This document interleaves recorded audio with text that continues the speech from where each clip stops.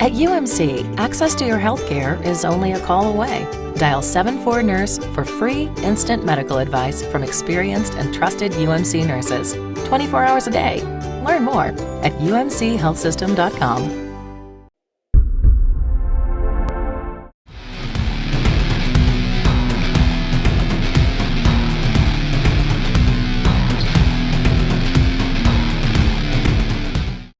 And welcome in everyone to RedRaiders.com. I'm Zach Long.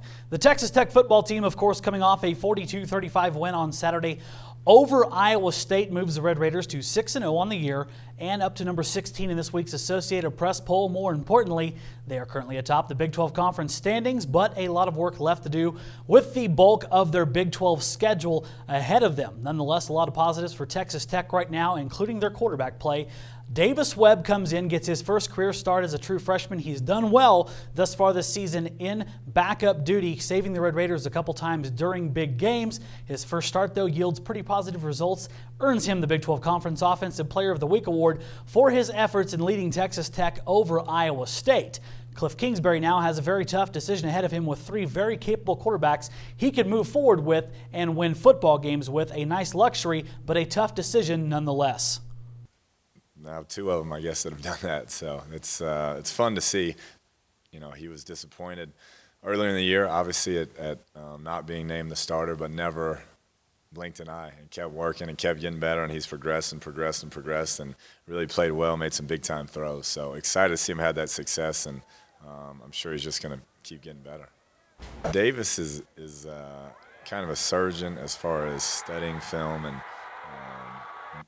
you give a play to him once and he has it figured out. I think his mentality is really mature for his age, and Baker is a playmaker when he goes out there. His ability to extend plays and keep things alive and go off script is something that he's really good at. I mean, it's going to be, a ride. It's going to be a show, and I think it's going to come out to whoever is going to work the hardest and whoever wants it the most. And like I said, I think that every single quarterback brings a little different thing to the table, and I think that Davis is probably the best. He throws the best ball out of the three, and I think that Baker's probably, he does a great job of making plays and keeping them alive. And once Brewer gets back, he brings a lot of leadership to the table, and he understands the offense the best probably. And so we'll just kind of see how it all plays out.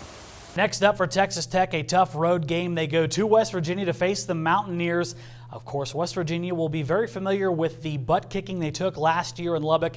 They will want to make amends for that. That really was the downfall of West Virginia's season. Things went south in a hurry after that lopsided loss to the Red Raiders in Lubbock.